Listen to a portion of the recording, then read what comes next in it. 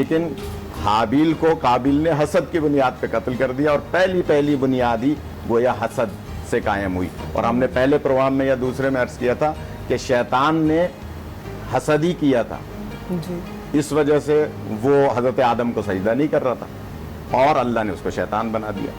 تو جو کوئی بھی حسد کرے گا اپنے کسی مومن بھائی سے، اس کا مطلب ہے کہ وہ شیطان بن جائے گا. جی، میں انہی گفتگو کی روشنی میں مفتی صاحب آپ سے پوچھوں گی، کیا حسد کی بھی اقسام ہوتی ہیں؟ الحمدللہ رب العالمین والصلاة والسلام علی سید الانبیاء والمرسلین، اما بعد، فاعوذ باللہ السمیع العلیم من الشیطان الرجیم، بسم اللہ الرحمن الرحیم، ومن شر حاسد اذا حسد، صدق اللہ العظیم. بہت شکریہ. آج کا بڑا اہم ٹاپک ہے. میں اس بیان سے پہلے تو اون بھائی کا جو بیان تھا بڑا خوبصورت سمجھا رہے تھے کہ ہم اور آپ حابیل کی اولاد ہیں. قابیل حاسد تھا، ہم حاسد نہیں ہیں، ہم محسود میں سے ہیں. محسود مظلوم ہوتا ہے، حاسد ظالم ہوتا ہے. قرآن کا طریقہ یہ ہے سمجھانے کا، علماء فرماتے ہیں، اللہ کے رسول نے فرمایا کہ پہلے قرآن کی آیت کو کوٹ کرو، قرآن سے فیصلہ لو، جو مسئلہ تلاش کرو قرآن سے کرو. قرآن کے بعد حدیث کو دیکھو کہ آیا یہ مسئلہ حدیث میں ملتا ہے، اگر مل جائے ٹھیک ہے، اگر دونوں میں سے نہیں ملتا پھر ہمارے فقہاء کرام فرماتے ہیں پھر تم قیاس کرو. یہ علماء پھر جو مفتیان کرام حضرت کے ہاں اجتہاد ہوتا ہے، یہی اسی کا نام قیاس ہے. پھر یہ قیاس کرتے ہیں، امت کے لیے مسائل نکالتے ہیں، وہ مسائل جو قرآن و حدیث سے ٹکراتے نہیں ہیں، وہ مسائل ہوتے ہیں. تو یہ قرآن کی جو آیت بتا رہی ہے کہ ہم اللہ کی پناہ مانگتے ہیں اس حاسد کے شر سے جو وہ حسد کرتا ہے. حاسد اسے کہتے ہیں جو جلے ہاتھ ملے. حسد کے معنی یہ ہیں کہ جس کے پاس کوئی نعمت ہو اس کو محسود کہتے ہیں. اچھی گھڑی پہنی ہوئی ہے تو حاسد کا کام یہ ہوتا ہے کہ یہ گھڑی اس کے پاس نہ رہے، یہ ختم ہو جائے یا یہ میرے پاس آ جائے. اسی کا نام حسد ہے. حسد یہ کرنے والا اس کو حاسد کہتے ہیں. حاسد ظالم ہوتا ہے. نبی کریم صلی اللہ علیہ وسلم کی اسی ضمن میں ایک حدیث ہے ابو داؤد شریف کے اندر، سنن ابو داؤد کے اندر، اس کے راوی ہیں، وہ فرماتے ہیں اللہ کے رسول صلی اللہ علیہ وسلم نے فرمایا کہ ان المؤمن یغبط والمنافق یحسد، کہ مومن، بے شک مومن رشک کرتا ہے اور منافق حسد کرتا ہے. جس دل کے اندر دولت ایمان ہو اس دل میں حسد نہیں آتا، اور جس دل میں حسد ہو اس میں ایمان نہیں ہوتا. تو گویا منافق کے دل میں دولت ایمان نہیں ہوتی، وہ ایمان سے خالی ہوتا ہے. تو وہ حسد کرتا ہے، بات بات پہ حسد کرتا ہے. جیسے علامہ صاحب یہ توجہ دلا رہے تھے کہ پہلا جو حسد ہے وہ ابلیس نے کیا، آسمانوں پہ پہلا حسد ہوا، اور کیا کس سے؟ اللہ کے خلیفہ سے، حضرت جناب نبی سے، یعنی آدم علیہ السلام سے، کہ میں سجدہ نہیں کرتا. یہ حسد تھا. یہ شان و شوکت تو مجھے ملنے چاہیے تھی، مجھے بڑا بننا چاہیے تھا، میں ہوتا سارے سجدہ مجھے کرتے. بھئی تو کون ہوتا ہے یہ کہنے والا؟ حکم تو دیکھو حکم کون کر رہا ہے. احکم الحاکمین، جو تمام حاکموں کا حاکم ہے. اس بات کو رکھ لیتا کہ مجھے حکم کون دے رہا ہے؟ رب دے رہا ہے. تو جب رب دے رہا ہے تو بات ختم ہو گئی. تو بڑے کا ادب کرنا پڑتا ہے. ایک تو بے ادب تھا، تکبر تھا، غرور تھا، دل میں کینہ تھا. 2-4 سال سے نہیں تھا، ازل سے تھا، پہلے سے تھا. اللہ کو بھی پتا تھا کہ یہ حسد کرے گا، حاسد ہے.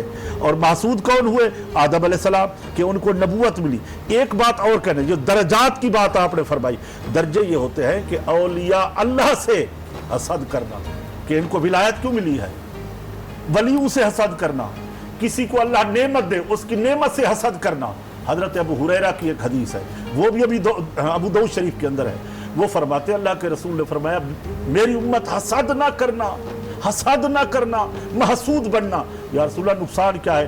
فرمایا جو حاسد بنتا ہے، حسد کرتا ہے، اس کی نیکیاں ایسے زیل ہو جاتی ہے حاسد کی، جیسے یہ لکڑی کو آگ کھا جاتی ہے، اسی طرح وہ برباد ہو جاتی ہے، اسے پتہ ہی نہیں چلتا کہ میری نیکیاں کہاں گئی. نماز، روزہ، زکوٰۃ، حج، کیونکہ دل میں ایمان تو ہے نہیں، حسد ہے، ہر چیز سے حسد ہو رہا ہے، قدم قدم پہ حسد. اولاد اچھی کیوں ہے، بیوی خوبصورت کیوں ہے، مال کیوں اچھا ہے، جناب گھر کیوں خوبصورت ہے، یہ حسد ہے. تو رشک کا جو ایک جملہ آپ نے پوچھا تھا، اگر اجازت دے تو آخری جملہ میں کہہ دوں رشک کے بارے میں. علامہ صاحب بالکل آپ کی گفتگو کا سلسلہ جو ہے وہ جاری رہے گا، لیکن اس وقت لیں گے ہم ایک چھوٹا سا بریک سے واپس آئیں گے تو علامہ صاحب سے پوچھیں گے جو وہ رشک کے بارے میں بتانا چاہ رہے ہیں.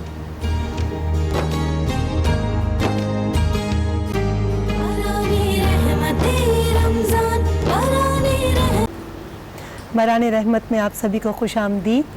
یہ دعائیہ کلام آپ ای میکس کے یوٹیوب چینل پر دیکھ سکتے ہیں اور لنک جو ہے وہ ہماری اسکرین پر چل رہا ہے.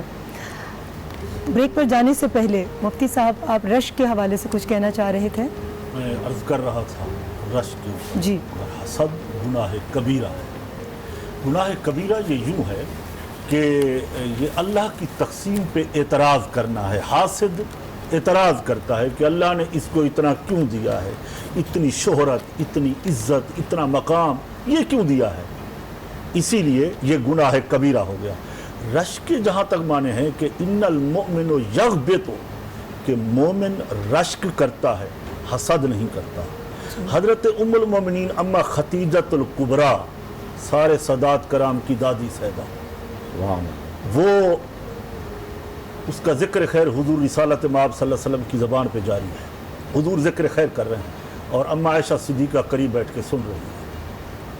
تو اما عائشہ نے عرض کی یا رسول اللہ صلی اللہ علیہ وسلم، ماں باپ قربان کروں، آپ ہمیشہ عرب کی اس شاندار عورت کا ذکر کرتے رہتے ہیں، کاش کہ میرا ذکر بھی ایسے ہوتا. تو سرکار علیہ السلام نے فرمایا کہ ان کے اسلام پہ بڑے احسانات ہیں.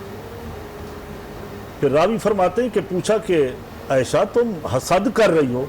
فرمایا کہ حسد نہیں کر رہی، میں رشک کر رہی تھی. اس لیے کہ ان کے فوت ہونے کے بعد آپ اتنی بہترین خراج تحسین پیش کر رہے ہیں، خوبصورتی کے ساتھ ان کے ذکر خیر کر رہے ہیں، اچھے الفاظات القابات کے ساتھ انہیں نواز رہے ہیں کہ کاش کہ میں دنیا سے جا چکی ہوتی اور میرا ذکر خیر آج آپ اسی طرح کرتے.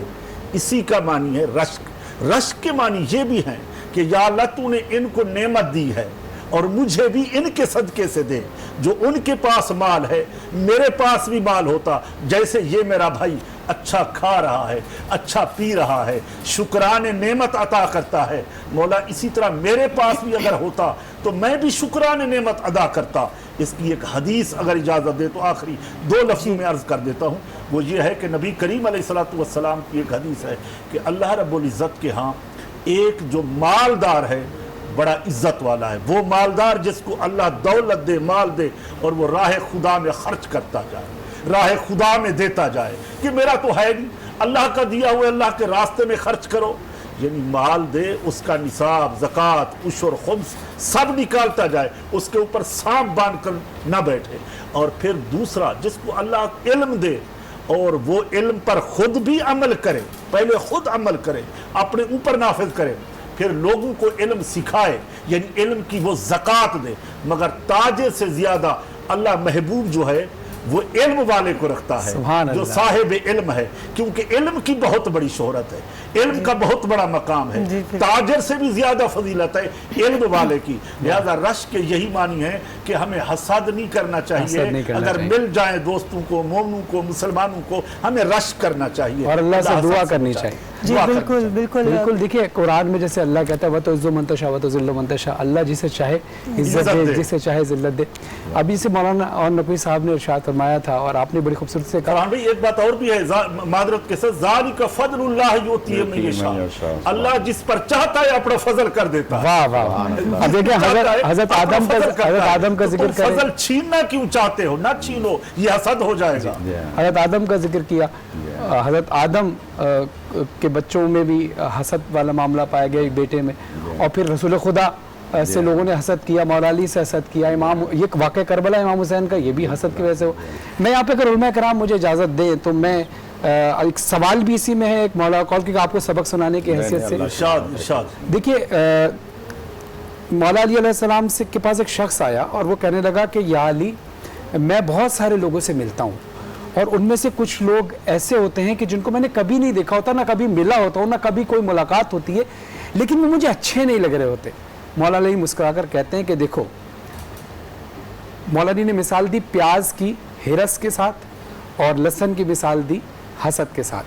کہا تم یہ پیاز اور لہسن اپنی جیب میں رکھ لو تو تھوڑی دیر بعد بدبو آنا شروع ہوگی, تھوڑی دیر اور گزرے گی بدبو بڑھے گی, پھر ایک وقت ایسا آئے گا کہ اتنی بدبو ہوگی کہ تمہیں کوئی اپنے پاس رکھنا پسند نہیں کرے گا, تمہیں دیکھنا پسند نہیں کرے گا, تمہارے پاس بٹھانا پسند نہیں کرے گا, کوئی اپنے پاس بیٹھنا پسند نہیں کرے گا تمہارے پاس. تو رسول خدا صلی اللہ علیہ وسلم سے جو تعلیم حاصل کی ہے مولا علی علیہ السلام نے, اب سنیے کتنی فصاحت اور بلاغت کے ساتھ مولا علی علیہ السلام فرماتے ہیں کہ دیکھو یہ جو حاسد ہے نا, حاسد کی مثال بھی ایسے ہی ہے, اس کے اندر جب حسد اور ہرس ہوتی ہے تو اس کے اندر بھی ایسی ہی بدبو ہوتی ہے کہ کوئی اس کے قریب نہیں جاتا. مولانا اون نقوی صاحب ہمارے ساتھ موجود ہیں, میں چاہوں گا کہ قبلہ اس مولا علیہ السلام کے کال پر تھوڑی سی تفصیل سے روشنی ڈالیں. ماشاءاللہ بہت اس میں بہت کچھ پنہا ہے, اس میں بہت کچھ موجود ہے. جب کوئی مومن ایک دوسرے سے ملتا ہے تو وہ ملتا ہی تب ہے جب وہاں ملا ہوا ہوتا ہے روز الست. اگر وہاں ملاقات نہیں ہوتی تو یہاں ملاقات نہیں ہوتی, عالم ارواح میں روز الست. اور اسی طرح سے جب آپ کسی بندے سے ملتے ہوئے کراہیت محسوس کریں تو سمجھ لیں کہ یہ وہ بندہ ہے اس فرمان کی روشنی میں کہ جو آپ کی ظاہراً واہ واہ کرے گا اور آپ کے پیٹھ پیچھے آپ کی غیبت کرے گا, یعنی آپ سے حسد رکھے گا. تو مفتی صاحب نے بہت اچھی مثال دی, ایک حرص و طمع ہے اور ایک ہے کہ آپ ان کے فضائل کو دیکھ کر, ان کے کمالات کو دیکھ کر اور یہ چاہیں کہ اللہ تعالیٰ مجھے بھی ایسے فضائل و کمالات عطا فرما, تو اسے آپ حرص و طمع نہیں کہیں گے, لیکن آپ اسے یہ حسد نہیں کہیں گے, بلکہ آپ جیسے کہ ابھی بہت اچھی مثال دے رہے تھے تو مجھے بھی ایک مثال یاد آ رہی ہے کہ اکثر حضرت عمر رضی اللہ تعالیٰ عنہ فرمایا کرتے تھے کہ علی علیہ السلام کو جو اللہ نے اتنی عظیم فضیلتیں عطا کی ہیں ان میں سے اگر 3 فضیلتوں میں سے ایک فضیلت مجھے اللہ عطا کر دیتا تو میرے زمین و آسمان کے لیے کافی تھا. میری زمین و آسمان کی فضیلتوں سے بھی بڑھ کر تھا. وہ کیا؟ سب سے پہلے زہرا کا شوہر ہونا, سبحان اللہ, دوسرے خانہ کعبہ میں پیدا ہونا, اور تیسرے خیبر میں علم ملنا. سبحان اللہ. اگر اتنی ساری فضیلتوں میں سے یہ 3 اور 3 میں سے کوئی ایک مجھے مل جاتی تو میرے لیے زمین و آسمان سے گویا زیادہ تھی. تو یہ کیا ہے؟ یہ چاہت ہے کہ اللہ تعالیٰ نے علی ابن ابی طالب کو, نبی پاک صلی اللہ علیہ وآلہ وسلم کو, آل پاک کو جو فضیلتیں عطا کی ہیں ان میں اس کو آپ حرص و طمع نہیں کہیں گے, اس کو نعوذ باللہ حسد نہیں کہیں گے, بلکہ آپ یہ کہیں گے کہ نیک کام میں آپ ان کی طرف گویا چاہت رکھتے ہیں. اسی طرح سے آپ نے ذکر کیا حضرت آدم علیہ السلام کو اللہ نے ظاہراً منع کیا تھا کہ اس شجر کے نزدیک نہ جانا. وہ شجر فضیلت آل محمد کا تھا, وہ گیہوں کا درخت نہیں تھا جسے عام طور پر بیان کر دیا جاتا ہے. اگر گیہوں کا درخت ہوتا, علماء نے اس پہ بڑی بحث کی ہے, قبلہ تشریف فرمائے, لیکن اگر گیہوں کا درخت ہوتا تو پھر آج اولاد آدم کو کھانے کی اجازت نہ ہوتی کہ یہ گندم کا, جب بابا کو منع کر دیا تو اولاد کو کیوں؟ وہ تھا شجر فضیلت آل محمد کا, اس کے نزدیک نہ جانا. کیا مطلب؟ آل محمد کی فضیلت میں داخل ہونے کی کوشش نہ کرنا. تو میں ایک جملہ کہا کرتا ہوں کہ جب آدم جیسے ہمارے بابا کو آل محمد کی فضیلت میں داخل ہونے سے منع کیا جا رہا ہے, اولاد اگر حسد کرے آل محمد سے تو جنت میں جانے کی کیسے خواہش مند ہو سکتی؟ آج آپ دیکھیے کہ مولا کائنات کو کیونکہ اللہ نے بہت منفرد فضیلتیں عطا کی ہیں, پوری دنیا میں ان کی شہادت کے ایام منائے جاتے ہیں. مجھے افسوس ہے کہ سندھ گورنمنٹ نے جو ایک نوٹیفیکیشن جاری کیا ہے مولا کائنات کی شہادت کے موقع پر مجمع نہ لگانے, جلوس نہ نکالنے اور اس کے حوالے سے, تو وہ اگر اکابرین سے مل کے اور اس پہ کوئی لاہ عمل طے کر لیتے تو بہتر تھا. یہاں پر اس نوٹیفیکیشن میں جو میرے پاس فون میں موجود ہے ایک جملہ لکھا ہے کہ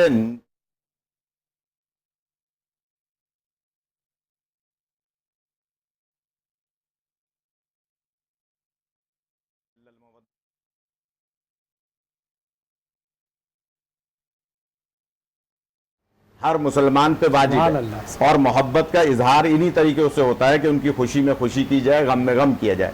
तो हमें चाहिए ये था कि अगर हुकूमत सिंध, वजारत दाखिला हमें ये कह रही है कि साहब ये फ़र्ज़ नहीं है, तो ये उनका काम नहीं है इसको फ़र्ज़ बताना या गैर फ़र्ज़ बताना, उनकी ज़िम्मेदारी है उलमा से रुजू करें। और इस सिलसिले में क्योंकि ये तारीख रकम हो जाएगी नोटिफिकेशन में कि हमने तो लिख दिया था कि फ़र्ज़ नहीं है, तो हम आज आपके चैनल पे ये बता रहे हैं कि ये मोहब्बत अहले बैत फ़र्ज़ है। जी, माशा- गुफ्तगू का सिलसिला जारी है। इस वक्त हम लेंगे एक छोटा सा ब्रेक।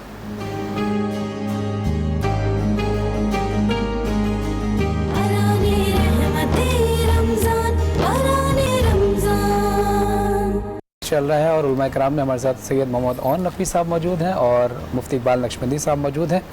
किबला, जैसे मौला अली अलैहिस्सलाम का एक कौल है कि अगर तुमसे कोई हसद करता है तो इसका मतलब ये कि वो तुमको खुद से बेहतर समझता है। अब अगर जो हासिद है, पहले जो जिससे हसद किया जा रहा है उसका दर्जा क्या है, वो उसकी दुआ उसका मर्तबा क्या मिलता है, और जो हासिद है उसका अंजाम क्या है, या उसकी दुआ कबूल भी होती है या नहीं होती? बहुत अच्छा सवाल है। असल में हसद होता ही तब है कि जब बंदा किसी को देखे या किसी को सुने या किसी को परखे और उसके बाद उसको अपने से आला पाए और ख़ुद को कमतर समझे, तो वो जो कमतरी अंदर की समझना है, मौला कायनात फरमाते हैं यही आग है। ये वो आग है जिसके अंदर वो खुद जल रहा है, और यकीनन जब वो हसद की आग में जल रहा है तो इसका मतलब है जहन्नुम की आग में जल रहा है। वाह वाह। और जिसके लिए जब वो हसद, जिससे हसद कर रहा है, यानी इसको हम कतई करने के बाद इसको हम ये भी कह सकते हैं कि जहन्नुम की आग में भी जलेगा और दुनिया में हसद भी की जल रहा आग है। में भी जल रहा है, यहाँ भी जल रहा है, यहाँ वहाँ भी हसद जल की रहा है। आग में भी जल रहा है। और जिससे हसद कर रहा है अल्लाह उसकी नेमतों में इजाफा करेगा। अच्छा। उसके हुस्न में, उसके कलाम में, उसके बयान में, उसकी सेहत में अल्लाह इजाफा फरमाएगा। आप देखिए ये हसद ही वो बुनियाद है जो फसाद की जड़ है। आप देखिए जब इमाम हुसैन अलैहिस्सलाम करबला में खुतबा दे रहे थे तो आपने फरमाया तुम मुझे पहचानते हो, हुज्जत तमाम की, तुम मुझे पहचानते हो, तुम इतने लाखों की तादाद में मुझ पे हमला करने आ रहे हो, मुझे मारना चाह रहे हो, मुझे शहीद करना चाह रहे हो, मुझे पहचानते हो? तो अक्सर ने आवाज़ दे के कहा कि हम पहचानते हैं, आप फर्जंद रसूल हैं, दिल बंदे हज़रत ज़हरा हैं, मौला अली के आप बेटे हैं। कहा फिर मुझे मार क्यों रहे हो?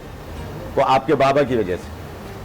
का क्या मतलब? अब वो हसद देखिए आप, का आपके बाबा की वजह से मार रहे हैं, क्योंकि आपके बाबा ने हमारे आबा व अजदाद को बदर, ओहद, खंदक और खैबर में मारा था, इस वजह से हम आपको मार रहे हैं। अल्लाह। तो आप देखिए कि ये हसद की आग थी कि जो मौला अली अलैहिस्सलाम ने, अच्छा मौला अली अलैहिस्सलाम ने अपनी ज़ात के लिए तो नहीं मारे थे, सही। वो अगर मारे थे तो यकीनन अल्लाह की दीन की खातिर मारे थे कि वो कुफार और मुशरिकीन थे। तो ये हसद की आग वो है जो लश्कर यजीद बना दिया करती है। मैं मुफ्ती साहब आपसे पूछना चाहूँगी कि किसी के पास बहुत दौलत है और वह अपने दौलत के बलबूते पर कमज़ोरों पर जुल्म कर रहा है, तो क्या उसके ज़वाल की दुआ करना या चाहना, क्या वो भी हसद में शुमार होगा? जी बिल्कुल, आपका सवाल बड़ा अहम है कि यही तो हसद है कि उसके ज़वाल को चाहना कि ये सारा कुछ ख़त्म हो जाए या ये चीज़ मुझे ही मिल जाए। इसके पास लेकिन वो जालिम है। जालिम जी, हर हासिद जालिम होता है, हर महसूद जिसके लिए वो हाथ मलता है वो मजलूम हुआ करता है। मैं ज़रा और नकवी भाई की बात को आगे बढ़ाता हूँ अगर आप मुझे इजाज़त दें। जी जी। पहली बात तो वो जो बात कर रहे थे ना, मुतालबा कर रहे थे गवर्नमेंट हुकूमत पाकिस्तान से, अच्छी बात है, जिसका जो काम होता है वो करे तो खूबसूरत है। मैं आलिम हूँ, मैं अपना काम कर रहा हूँ, मौलाना फाजिल हैं वो अपना काम कर रहे हैं। अब जो गवर्नमेंट के लोग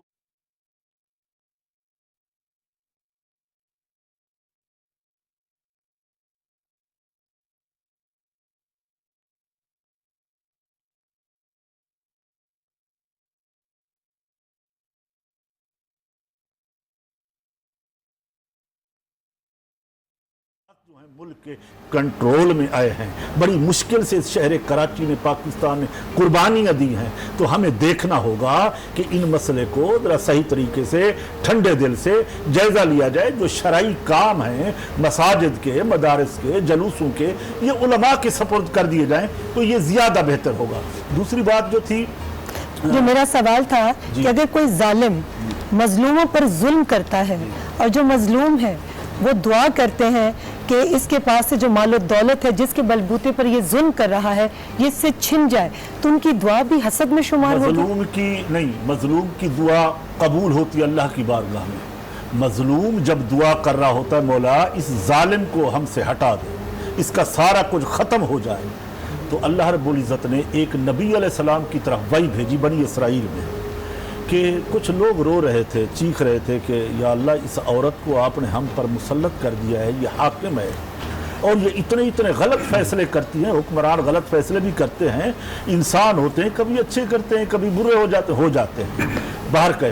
تو دعا مانگی، وحی آ گئی اس اللہ کے نبی کی طرف کہ دعا یہ کرتے رہیں، ان کی دعائیں تو قبول ہو رہی ہے مگر ہم نے قانون قدرت میں لکھ دیا ہے کہ اس کا وقت وہ پورا ہوگا، جو کچھ یہ ظلم کر رہا ہے اس ظلم کا انتقام وہ قدرت خود لے گی۔ تو معلوم یہ ہوا کہ محسود مظلوم ہوتا ہے جس کے لیے حسد کیا جائے، یعنی وہ مظلوم ہوتا ہے۔ جب مظلوم دعا کرتا ہے تو اللہ فرماتا ہے اس کی دعا کے درمیان کوئی پردہ نہیں ہوتا، ڈائریکٹ اس مظلوم کی دعا اللہ کی بارگاہ میں پہنچتی ہے تو اللہ قبول فرماتا ہے۔ ہاں تاخیر ہو سکتی ہے مگر وہ دعا رد نہیں ہوتی، وہ قبول ہوتی ہے۔ آخری بات مجھے اجازت دیں کیونکہ ہم امت کی اصلاح کرنے کے لیے آتے ہیں، مناظرے یا مباہلے کے تو ہوتے نہیں ہیں۔ علامہ صاحب کی بڑی مطالعہ ہے، کتابیں لکھتے ہیں اور ہمارے شیخ عبدالحق محدث دہلوی کی کتابوں سے بڑی محبت کرتے ہیں، بڑا عشق کرتے ہیں۔ میں پچھلے دن سن رہا تھا بدر میں جب مقام تھا تو نبی کریم علیہ السلام نے فرمایا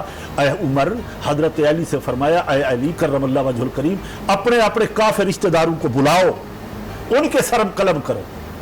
تو وہ صحابہ کرام نے، اہل بیت نے، حضرت علی کرم اللہ وجہ الکریم نے، حضرت عمر نے، ان لوگوں نے کر کے دکھایا، حضور کی فرما برداری کی۔ یہ نہیں دیکھا کہ یہ ہمارے بھائی ہیں یہ وہ ہیں۔ تو ایک دفعہ حضرت ابو بکر صدیق بھی کہنے لگے عبد الرحمن بن ابی بکر سے کہ اگر تم میرے سامنے آ جاتے میں تمہیں قتل کر دیتا۔ کیوں؟ کہ فرمایا میں تمہیں بیٹا نہیں کہتا، میں تمہیں دشمن خدا کہہ کے یہ جان سے ختم کرتا۔ تو جب یہ سلسلے آ جائیں تو پھر یہ چیزیں ختم ہو جاتی ہیں، پھر وہاں پہ صرف اللہ اور اس کے رسول کا جو حکم ہے وہ مقدم رکھا جاتا ہے، اس کو دیکھا جاتا ہے۔ تو ہم یہی کہتے ہیں کہ آج بھی اگر ہماری رعایا جس طریقے سے اپنے ملک سے محبت کرتی ہے، جس طریقے سے اس ملک کو بنایا، پہلے نہیں تھا۔ 10 محرم کے جلوس نکلتے، سبیریں لگتی، سب کو پانی پلاتے، حضرت ایسا ہے عید میلاد النبی کے جلوس آتے، سب اکٹھے ہوتے ہیں۔ اب کیوں نفرتیں آئی ہیں؟ بڑی محبت کے ساتھ یہ سلسلے بنے ہیں، بڑے جڑے ہیں۔ تو میں کہتا ہوں کہ جو اقتدار میں ہیں، جو لوگ ہیں، ذرا اپنے ان فیصلوں کے اوپر نظر ثانی کریں، یہ چیزیں آنی جانی چاہیے۔ اور جو دامن اہل بیت ہے، جو محبت رسول ہے، جو محبت اہل بیت ہے، اس کو دل میں جگہ دینی چاہیے۔ یہی نجات ہے ہمارے، یہی نجات کا ذریعہ ہے۔ اگر یہ ختم ہو گیا تو پھر کچھ نہیں۔ جی بہت شکریہ مفتی صاحب، آپ کا بھی آپ شکریہ کریں گے یا میں؟ ہم دونوں مل کے شکریہ ادا کرتے ہیں بھائی کا شکریہ۔ ہم تو بڑے خوش ہوتے ہیں کہ اللہ تعالیٰ اس سٹیج کو سلامت رکھے، خان اور سادات سلامت رہے۔ جی ہم خوش ہیں، بہت شکریہ، بہت شکریہ، ہمارے لیے بڑے آنر کی بات ہے یہ۔ ہم آپ حضرات کے شکر گزار ہیں کہ آپ ہمیں موقع تبلیغ دین کا فراہم کر رہے ہیں۔ بالکل آپ کو سلامت رکھے۔ کوئی بہترین کلام سنائے میرے خیال میں، اگر ٹائم ہے تو۔ نہیں، ابھی میرے خیال سے اذان کا وقت ہو گیا ہے تو انشاءاللہ کل کوشش کریں گے کہ ضرور سنائیں گے۔ بہت شکریہ، بہت بہت شکریہ۔ انشاءاللہ آپ سب سے کل ملاقات ہوگی۔ اپنا بہت خیال رکھیے گا۔ اللہ حافظ۔ اللہ